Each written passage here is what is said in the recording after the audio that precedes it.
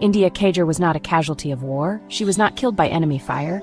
She was not killed by mistake. She was executed by 4 Virginia Beach police officers in a 7-Eleven parking lot, while her 4-month-old son sat strapped in his car seat behind her. India Kager was a 27-year-old U.S. Navy veteran, a mother of 2, a daughter, a patriot. She served this nation. She did everything right. She believed that wearing the uniform meant something, that her life would be protected and her rights respected. But on September 5, 2015, as she parked her car, unaware of the surveillance and stakeout happening around her, police opened fire. They claimed they were targeting her passenger, Angelo Perry, a man they suspected of prior gun violence.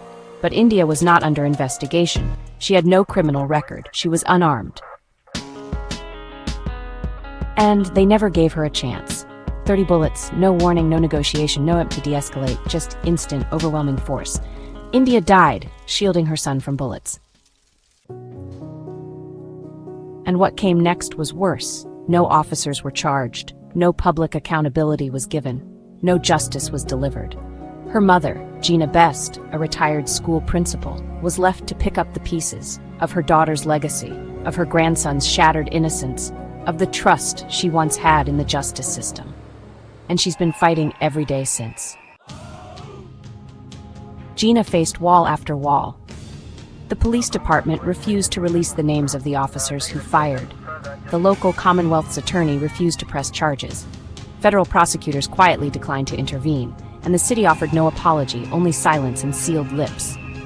Gina stood alone in press conferences, alone at vigils, alone demanding the truth in front of city council meetings. She wasn't just grieving, she was battling a system built to wear her down. Keep quiet, please. She filed federal lawsuits, she spoke to the press, she demanded the release of the dash cam footage and surveillance tapes, she begged for answers, for accountability, for a single soul to acknowledge that her daughter's life had value. But justice never came. For veterans reading this, ask yourself, what would you do if one of your own was shot 30 times by people who were supposed to protect her, and no one was held accountable? India Kager did not die in combat. She did not die a soldier's death. She died in a parking lot in her own country, treated like a threat because of who she was sitting next to and the color of her skin.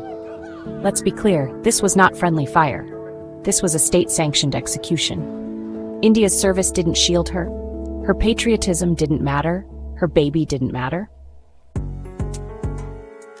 If we as veterans don't demand justice for India Kager, then what exactly did we serve to protect? India Kager, Navy veteran, mother, unarmed, killed by police. Her blood cries out from the pavement of a 7-Eleven parking lot, and her family is still fighting, still waiting, still being ignored. It's time we stand with them, because the war doesn't end when we come home. For some of us, it begins there. Justice for India Kager isn't just about one life, it's about all of us who wore the uniform and believed it would protect us. Let her name be the spark. Not another statistic, not another silence. She served, she deserved better, and so do we.